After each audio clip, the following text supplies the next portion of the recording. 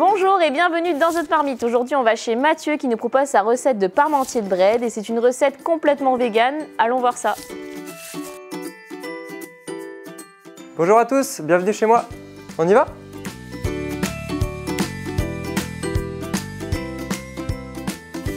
On va faire un parmentier de bread, ce sera vegan. Donc on aura besoin de bread chinois, de poireaux, de l'oignon, de l'ail, des pommes de terre classiques et patates douces. En épices, on aura du cumin en graines, de la muscade, du thym. Pour l'huile de cuisson, j'ai pris de l'huile de coco. Pour mettre dans ma purée de pommes de terre, ce sera de l'huile de noix, des noisettes en poudre crème de soja. Et la protéine de soja nous permettra de nous passer du bœuf et nous apporter la protéine nécessaire pour tout ça.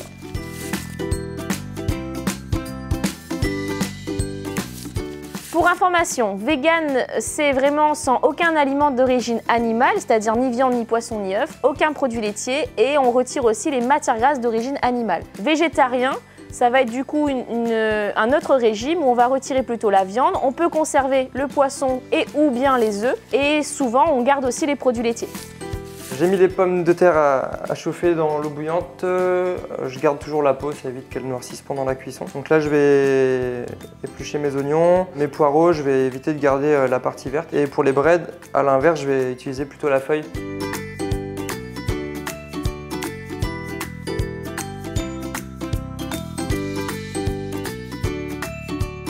On entend de plus en plus que de grands sportifs ne mangent plus du tout de viande, qui sont devenus véganes. Pour autant, il y en a encore plein d'autres qui sont aussi bons et qui continuent à manger de la viande. Je voulais simplement savoir si changer de façon de s'alimenter et de consommer me plaisait et que si à un moment donné je me sentais un peu déficitaire dans un thème ou un autre, ben, j'allais recommencer de manger de la viande ou des produits animaux, quoi. Donc voilà, et ça fait un peu plus d'un an et 3 mois que j'ai pas touché du tout à la viande ni du poisson. Donc je m'en porte très bien. Une alimentation devient déséquilibrée à partir du moment où je vais retirer une catégorie entière, donc une catégorie de famille d'aliments entière. Par exemple, si je retire la viande, le poisson et les œufs, on peut se retrouver justement avec des problèmes de carence. Si je retire uniquement la viande et que je continue à consommer des œufs, à ce moment-là, il n'y a aucun souci. C'est la même chose pour les produits laitiers.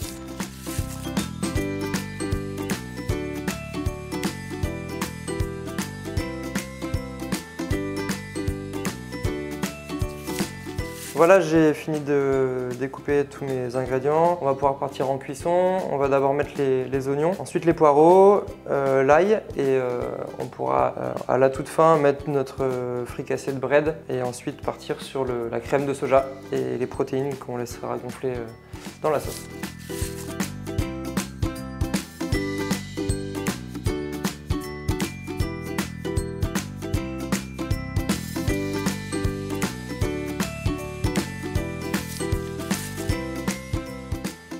Voilà, j'ai mis en cuisson tous mes légumes. Maintenant, on va pouvoir passer à l'ajout de ma crème de soja. Donc la crème de soja, c'est du lait de soja associé à de l'huile végétale et d'un liant. On pourra ajouter en dernier la protéine de soja qui fait office de viande pour notre plat végétarien. La protéine de soja, c'est de la farine de soja qui a été dépourvue de son huile, qu'on a remis en cuisson dans l'eau et qu'on a mis à sécher.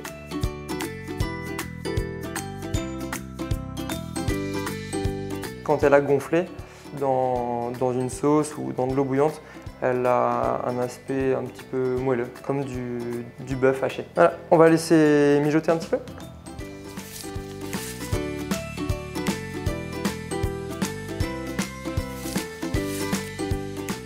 Mes pommes de terre sont cuites, je vais pouvoir les éplucher. Je les ai cuites avec la peau pour éviter que ça noircisse à la cuisson.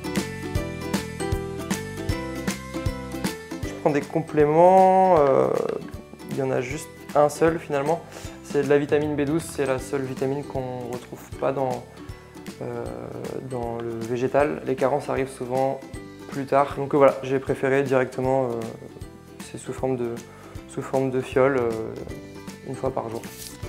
Pour éviter les carences, que ce soit maintenant ou dans quelques années, il est préférable d'avoir dans son alimentation régulièrement des œufs ou de la viande ou du poisson de très bonne qualité. Et de cette manière, il n'est pas nécessaire d'avoir une supplémentation sous forme de complément.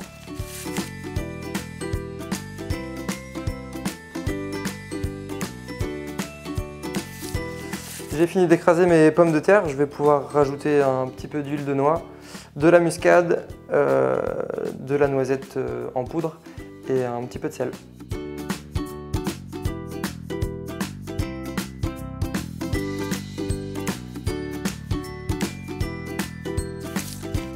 Voilà, tous les ingrédients sont prêts pour faire l'élaboration du parmentier. Donc je vais d'abord mettre ma préparation de légumes au fond du plat. On va essayer de faire une couche plus ou moins homogène. Ce qui est chouette, c'est depuis que j'ai arrêté de manger de la viande et toutes sortes de produits d'origine animale, ça m'a permis de découvrir énormément d'autres légumes ici à La Réunion que je ne connaissais pas, comme les breads, et puis surtout d'en manger beaucoup plus souvent. Alors l'intérêt de diminuer donc sa consommation de viande, poisson ou œufs, en fait ça nous permet aussi d'augmenter nos portions de fruits et de légumes et donc d'augmenter notre consommation de fibres. Et ça c'est vraiment un bénéfice.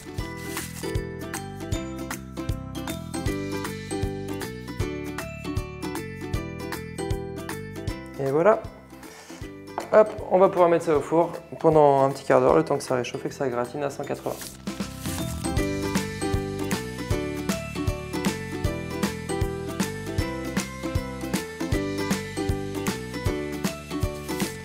Voilà, c'était ma recette du jour, je suis très content de l'avoir partagée avec vous.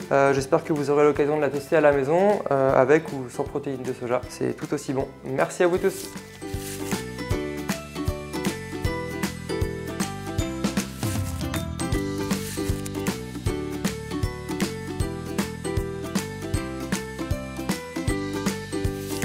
Pour résumer, j'espère que Mathieu vous aura donné envie de tester sa recette végétale qui est pleine de saveurs et aussi de couleurs. Cette recette est possible dans le cadre d'une alimentation équilibrée puisqu'elle nous permet donc de réduire notre consommation de produits animaliers sans pour autant la supprimer, ce qui nous permet aussi d'avoir donc un impact au niveau écologique et au niveau de notre santé.